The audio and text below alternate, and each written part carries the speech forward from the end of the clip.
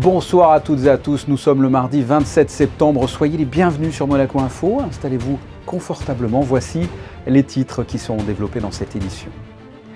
Il n'aura fallu que 13 semaines pour changer entièrement la physionomie de la salle Gaston Médecin pour cette nouvelle saison de basket. Visite guidée dans ce journal. Le ministre de l'Intérieur nous parlera de l'objectif d'une telle rénovation, de sa complexité et plus largement de l'état du Stade Louis II de façon générale. Johan Demey-Hamscher, le capitaine du Monaco Rugby à 7, vient d'être élu meilleur joueur de l'Inextinso Rugby 7 2022. Sa réaction dans ce journal. Le vice-président de la Commission européenne chargé des relations interinstitutionnelles et de la prospective est arrivé aujourd'hui à Monaco pour une visite de 2 jours. Visite qui s'inscrit dans le cadre des négociations initiées entre l'Union européenne et Monaco en 2015. Le ministre des Relations extérieures et de la coopération nous précisera les enjeux de cette visite. Start-up, architectes et représentants de Marina se sont retrouvés lors d'un rendez-vous en amont du Yacht Show pour apporter des réponses aux enjeux environnementaux. Ce sont de nouveaux infirmiers et aides-soignants et ils viennent de recevoir leur diplôme de l'IFSI en présence de la princesse royale de Hanovre. Et enfin, nous tenterons de vous donner envie d'aller voir la prochaine projection de l'Institut audiovisuel de Monaco le mardi 4 octobre au Théâtre des Variétés avec le film Holy Motors. Après 13 semaines de travail, 24 heures sur 24, mobilisant 4 ouvriers chaque jour, la salle Gaston Médecin a terminé son relifting. Une prouesse exceptionnelle, puisque vous allez le voir, le visage de l'antre de la Roca Team a bien changé. Yannick Debever vous offre une visite guidée avec Alexandra Marangoni et Clélia Renaud. Tout commence ici, dans les coursives de Gaston Médecin, où a priori rien n'a changé, a priori seulement. Ça sent le bois dans cette salle Gaston Médecin, et pour cause. Près de 400 mètres cubes de bois de hêtre provenant des forêts françaises ont été acheminés jusqu'ici. Tout a été préfabriqué en usine pour ensuite être assemblé, ce qui donne ce résultat magnifique. Depuis le point le plus haut de la salle Gaston Médecin, voici ce que l'on peut voir. Un dénivelé impressionnant qui montre toutes ces rangées assemblées pour gagner un maximum de place. Une nouvelle forme aussi a été donnée à Gaston Médecin avec des virages qui seront habités par les différents groupes de supporters et notamment du premier COP de l'AS Monaco Basket créé nouvellement pour cette saison 2022-2023. Nous sommes ici à l'étage médian de la salle Gaston Médecin et ce qui marque à première vue, c'est cette structure métallique qui soutient les gradins supérieurs. Il a fallu près de 160 tonnes d'acier préfabriqué en usine et ensuite assemblé ici. Et puis vous pouvez le voir, cet accès pour les personnes à mobilité réduite qui offre une vue impeccable et imprenable sur le parquet. Côté parquet, rien n'a changé, on peut simplement admirer ces nouvelles tribunes à effet suspendu. Autre particularité de la salle Gaston Médecin, ce sont ces gradins inférieurs montés sur roulette et donc rétractables. Gaston Médecin reste donc une salle omnisport. Dernier détail, c'est ici que seront assis nos Rocaboys avec une certaine proximité avec les supporters. Rocaboys et Rocafans, ce sont désormais à eux de donner une âme et faire vivre cette nouvelle salle Gaston Médecin. Voilà pour cette visite. Nous en avons profité par la même occasion pour nous entretenir avec le ministre de l'Intérieur concernant cette nouvelle salle et plus largement sur l'état du stade Louis II et les rénovations en cours. Voici son entretien. Patrice Célario, bonsoir. Bonsoir. Nous sommes là dans la salle Gaston Médecin entièrement refaite. On vient d'assister à une visite guidée. Quel était concrètement l'objectif de cette rénovation, j'ai même envie de dire de cette reconstruction? L'objectif, c'était de passer d'une salle dont la conception relevait des années 80, donc avec bien évidemment des normes sportives, techniques complètement dépassées, à une salle répondant aux exigences du niveau de compétition qu'est celui de l'Euroleague, puisque la Roca Team nous fait le plaisir d'évoluer à ce niveau-là. Donc une augmentation de la capacité, mais pas seulement, une mise au niveau de l'éclairage, de la technique pour la télé, en fait de l'ensemble des constituants de la salle. On est dans les normes là pour l'Euroleague, pour participer à l'Euroleague? Oui, nous sommes dans les exigences, on répond aux exigences que nous avait fixées l'Euroleague. Ça n'a pas été simple, bien évidemment, puisque vous imaginez que la transformation de cette salle est complexe à concevoir et à réaliser. Ça a été une véritable prouesse, hein. Ça a été fait en 13 semaines, je crois. 13 semaines d'activité sur le site, puisque, bien évidemment, on ne pouvait pas travailler pendant que la Roca Team jouait, et elle a terminé son championnat de la saison passée le 20 juin. Quel était le cahier des charges, esthétique notamment? Qu'est-ce que vous vouliez comme salle?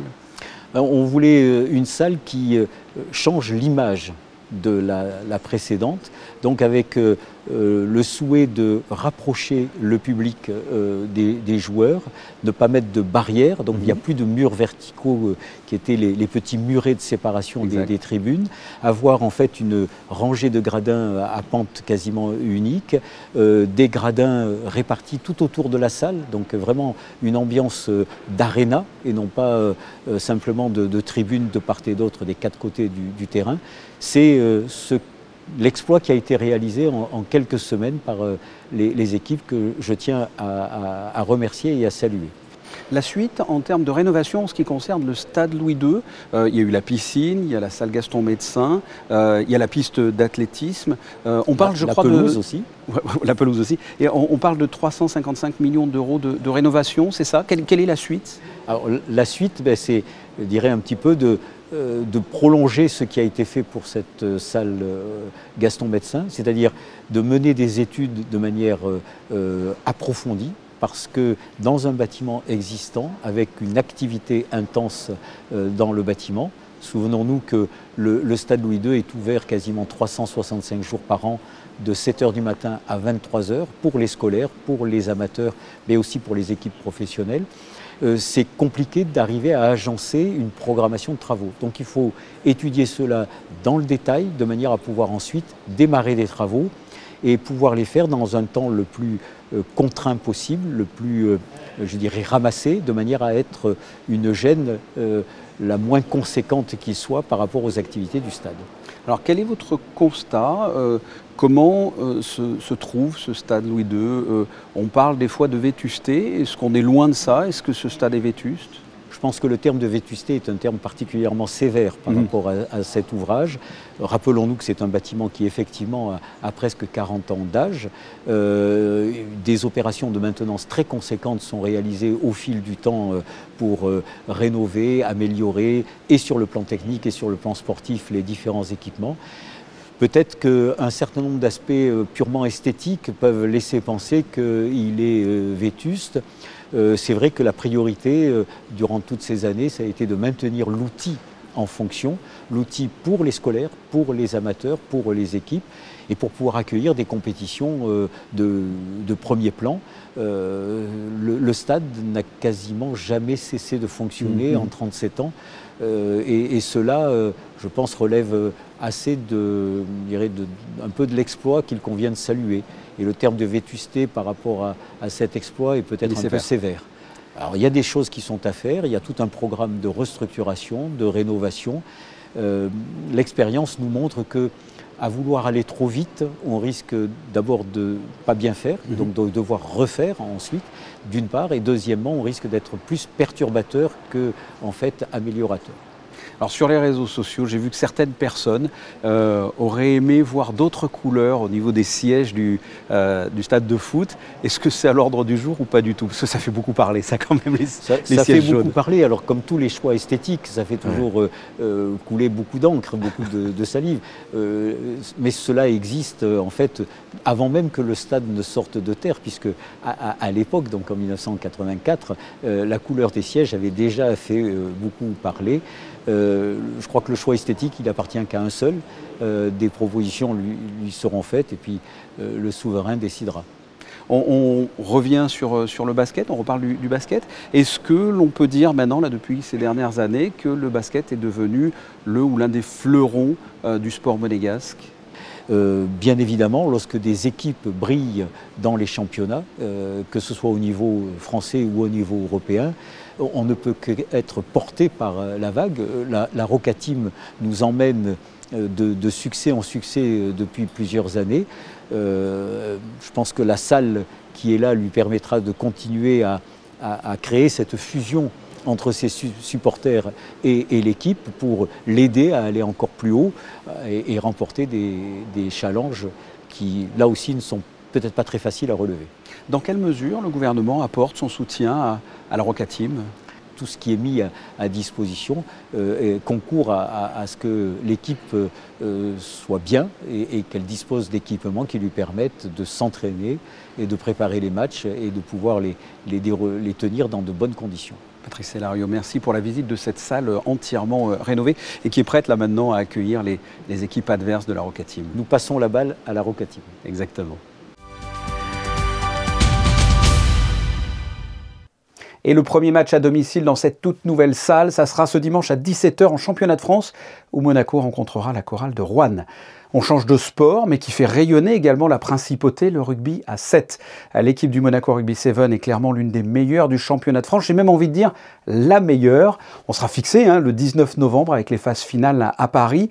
Et nous avons appris hier au soir, lors de la nuit du rugby 2022, que le capitaine de l'équipe de Monaco avait été élu meilleur joueur de rugby à 7 pour la saison 2021-2022 dans l'Inextinso Super 7.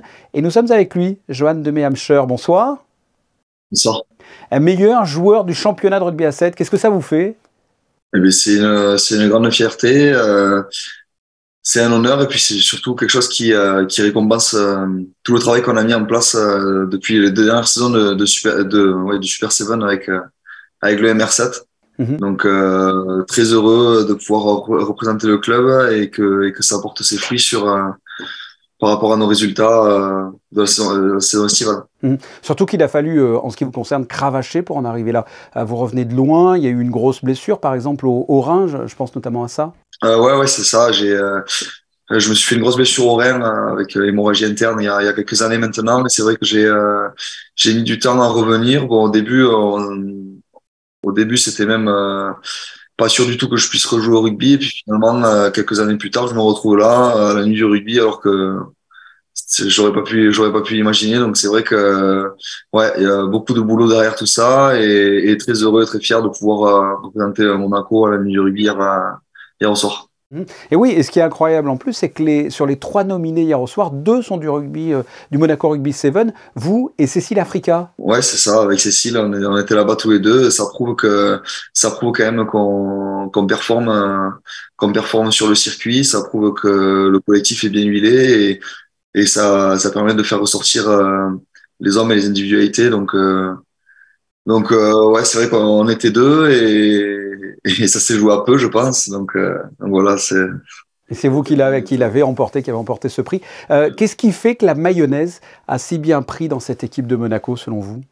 On vient tous d'horizons différents. En fait, il faut en une semaine ou 2 créer un collectif. Donc, il y a beaucoup de tout simplement apprendre à se connaître et de créer quelque chose de fort, des liens pour pouvoir être bon sur le terrain. Au final, c'est le collectif qui nous fait gagner. C'est pas les individualités. Donc, c'est quelque chose qu'on a mis en place sur les 2 dernières saisons et qu'on veut vraiment faire perdurer dans l'ADN du club. Et enfin, le 19 novembre, les phases finales pour être champion de France, vous y allez dans quel état d'esprit? Dans l'état d'esprit d'aller y performer au max et de faire mieux que l'année dernière, c'est-à-dire de remporter, parce que l'année dernière, on a perdu en finale. Donc, ce sera de se hisser jusqu'à la finale et d'essayer de remporter la finale si jamais on y accède. Oui, c'est une revanche là un peu. Ouais, c'est une revanche. Il y a eu de belles performances pendant l'été, mais maintenant l'été, ça nous a qualifiés pour ces phases finales à la EU Arena en novembre. Mais maintenant, le gros du boulot et la confirmation, elle est là-bas. Donc ouais, un air de revanche, oui, mais surtout on a envie d'accomplir le travail et de pouvoir amener le MR7 à gagner ce championnat. Écoutez, on vous suivra. Merci, Johan de Méhamcher, et félicitations. Merci à vous. Une dernière info sportive avec une course cycliste reliant Londres à Monaco et pour la bonne cause, la préservation des océans avec la fondation Blue Marine. Les cyclistes sont partis le 20 septembre de Londres et sont arrivés dans l'après-midi sur le Rocher. Le vice-président de la Commission européenne chargé des relations interinstitutionnelles et de la prospective est arrivé aujourd'hui à Monaco pour une visite de 2 jours. Cela s'inscrit dans le cadre des négociations initiées avec l'Union européenne et Monaco en 2015. Mais qui est Maroš Šefčovič, Patricia Navarro? Il a un rôle clé et ce depuis peu car jusqu'au début de l'année, les négociations étaient pilotées par le Service européen d'action extérieure, mais elles dépendent désormais du secrétariat général de la Commission européenne avec un interlocuteur politique qui est donc Maroš Šefčovič. Il est capital qu'il constate sur le terrain de visu ce qui caractérise Monaco, car c'est tout l'enjeu de cette visite de 2 jours, Fabien, une visite au cours de laquelle il va rencontrer le prince souverain, le ministre d'État et l'ensemble du gouvernement, ainsi que le président du Conseil national, mais il va surtout pouvoir découvrir les spécificités de la principauté qui ne sont pas toujours faciles à appréhender avec un regard tout à fait extérieur. Des spécificités qui sont au cœur des négociations de l'accord d'association entre Monaco et l'Union européenne, comme le rappelle le ministre des Relations extérieures et de la coopération, Isabelle Béraud-Amadei.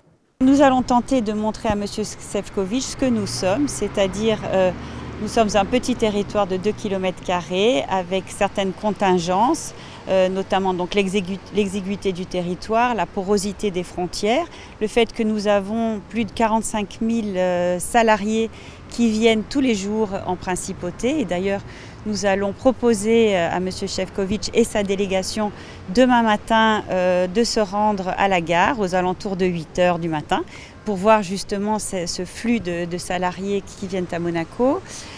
Nous allons également expliquer à M. Šefčovič que tout l'enjeu pour la principauté de ces négociations, c'est de permettre à une petite communauté de 9 600 à peu près monégasques de continuer à vivre, travailler et se loger dans leur propre pays. Oui, 3 conditions qui sont effectivement les fameuses lignes rouges fixées par le prince souverain dans cette négociation. Ces négociations initiées en 2015 l'ont été à la demande de l'Union européenne. Patricia, on voit bien l'importance de la prise en compte des spécificités monégasques, mais que Monaco a à y gagner ? L'idée est dans la continuité de la dynamique qui a toujours été insufflée par les princes de Monaco, c'est de négocier des accords de protection et de coopération avec les pays qui entourent la principauté. Aujourd'hui, il s'agit notamment de faciliter les échanges économiques en matière d'exportation en Europe, mais pas seulement, car cela pourrait aussi renforcer bien sûr la souveraineté de Monaco sur la scène internationale, comme l'explique Isabelle Béraud-Amadei. Monaco est parfaitement intégré au sein de l'Europe. Nous sommes historiquement, géographiquement, culturellement européens. Mais pour autant, nous avons beaucoup d'échanges avec les partenaires européens. L'accord d'association nous permettrait ou nous permettra d'avoir un cadre plus sécurisé de dialogue et de coopération avec nos partenaires européens. Ce sont donc 2 journées très importantes dans le processus global de négociation pour lequel le Conseil de l'Union européenne a manifesté au mois de juin dernier la volonté de finaliser les discussions sur l'accord d'association d'ici la fin de l'année 2023. Une année qui pourrait donc être décisive dans ce dossier au long cours, freiné notamment par la crise de la Covid. Merci Patricia pour cet éclairage. Nous reviendrons bien sûr largement sur les temps forts de la visite de Maroš Šefčovič à Monaco mercredi soir dans le journal de 19 h. Le Monaco Yacht Show va ouvrir ses portes demain sur le port Hercule. Et bien quelques jours avant l'ouverture, le 2e Monaco Smart and Sustainable Marina Rendez-vous s'est déroulé en début de semaine au Yacht Club. Start-up, architectes et représentants de Marina se sont retrouvés pour apporter des réponses aux enjeux environnementaux. Les explications de Frédéric Elion sur des images d'Orazio Gaggino. Une marina n'est pas seulement un parking pour bateaux, mais doit être un véritable lieu de vie avec des commerces, des logements et des parcs. Un port de plaisance qui respecte l'environnement. Voilà l'enjeu de la 2e édition du Monaco Smart and Sustainable Marina. 2 jours d'échanges, de rencontres et de conférences au Yacht Club de Monaco, avec des représentants de 50 startups, 20 marinas et cabinets d'architectes venus de 26 pays. Objectif, trouver des solutions et des propositions innovantes pour relever les défis du changement climatique dans le monde du yachting. Je suis très heureux que cet événement se passe à Monaco. À Monaco, il y a une certaine légitimité, si vous voulez. Entre l'architecture et le port, il y a une relation forte. Entre la ville et la mer, il y a une relation très forte. Entre la présence de ce Yacht Club qui est un magnifique bâtiment. C'est un petit peu comme si Monaco montrait l'exemple avec un magnifique Yacht Club Marina, si vous voulez, et que montrait que ce serait formidable, que c'est un point de départ pour beaucoup d'autres villes, un point d'inspiration. Il y a le design, mais il y a la technologie, il y a aussi l'écologie qui rentre en ligne de compte. Parmi les temps forts de l'événement, les International Smart and Sustainable Marina Awards, décernés lundi après-midi dans les catégories Startup, Marina et Architecte. Les Autrichiens d'Enbax remportent le prix Architecte pour leur futur projet de plus de 30 000 m² dans le sud de la Chine, à Sanya. The project itself is part yacht club and part film studio. As well as apartments, so it combines several programs. It's mixed use, which is a little bit unusual, and it's also built with timber structure, which is probably like unheard of for a lot of people as a marina project, but it's actually very sustainable and very suitable for like a marina environment. Pour le prix Marina, le vote du public a récompensé Flisvos en Grèce. Les Israéliens d'E-Concrete triomphent dans la catégorie Start-up. Sans aucun lien avec le sujet précédent, voici le taux d'incidence hebdomadaire concernant la Covid-19. Eh bien, ce taux est en baisse. Il était de 174 sur 100 000 la semaine précédente et il est cette semaine de 138. On reste dans le domaine de la santé, c'est toujours un moment particulier pour les étudiants de l'IFSI. La remise des diplômes de ces futurs infirmiers et aides-soignants s'est déroulée ce matin en présence de son Altesse Royale, la Princesse de Hanovre. Reportage de Frédéric Hélion sur des images de Thomas Deus. Tout a commencé le 30 août 2019, le point de départ de 3 années riches en émotions. Faites de rencontres, de stages au plus près des patients, de souvenirs avec ses camarades de promotion, de cours, de révision, avec une pandémie mondiale en invité surprise. Ce mardi matin, les élèves de l'Institut de formation en soins infirmiers de Monaco ont reçu leur diplôme des mains de la princesse Caroline. 23 étudiants de la promotion infirmier et 12 de la promo aide-soignant ont été diplômés. De très bons résultats et surtout des jeunes qui ont grandi, qui seront de futurs professionnels excellents dans les connaissances requises, mais excellents aussi dans la relation à l'autre. Ce sont des jeunes qui ont vécu pour les infirmiers la crise Covid et ils en sont sortis grandis. La plupart sont sur le CHPG et ils sont en train de prendre place dans cette grande famille. 60% des élèves diplômés de la promotion infirmier ont déjà été engagés au CHPG, une proportion qui s'élève à 80% pour les aides-soignants. C'est la fin d'un parcours très long, très enrichissant et très dur, je peux dire. Il faut s'investir 100%. C'est un métier qu'on choisit avec le cœur. Et j'espère de pouvoir continuer mon parcours au sein de CHPG. Et je suis très contente. Je dirais que c'est mon métier qui m'a choisi, pas moi qui ai choisi mon métier. Je ne sais pas si on peut parler de vocation, mais c'est très important. Voilà, j'ai ma maman qui est infirmière et depuis très jeune, je suis baignée dans ce milieu-là, au plus près du patient à domicile. Et effectivement, ce contact-là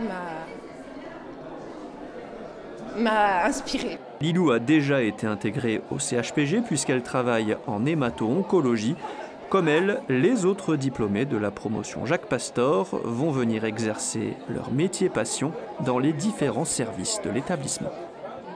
Holly Motors, voici le titre du prochain film projeté au Théâtre des Variétés mardi 4 octobre par l'Institut audiovisuel. C'est un film très particulier, mais Vincent Vatrican va comme à chaque fois vous donner envie d'aller le voir.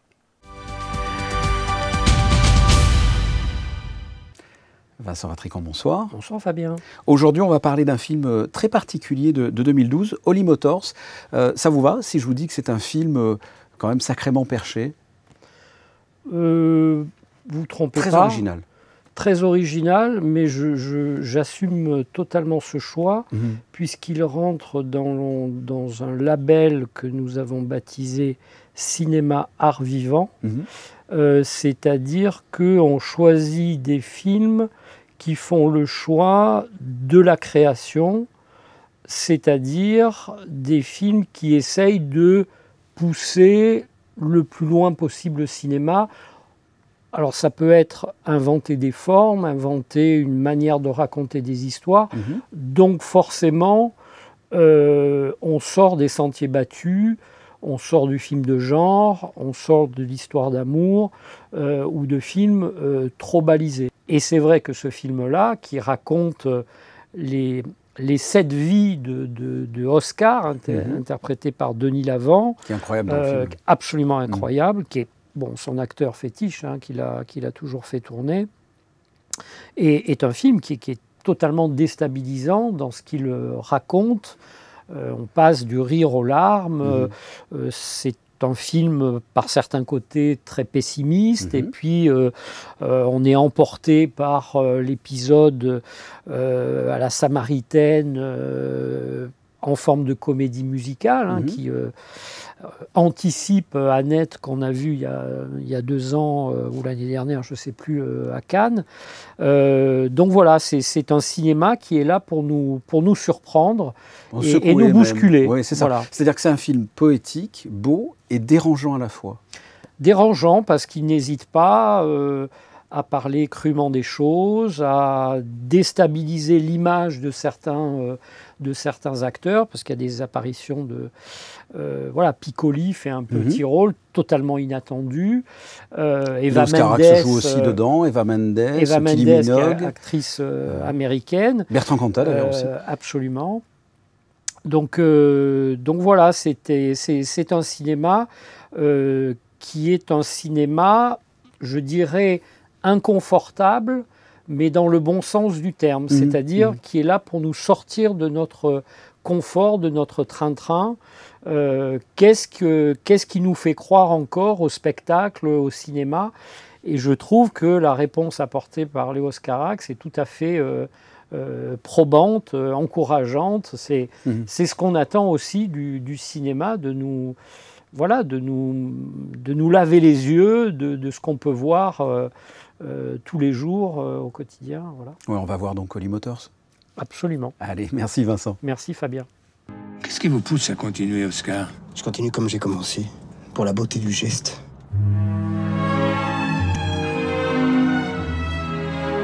La beauté, on dit qu'elle est dans l'œil de celui qui regarde.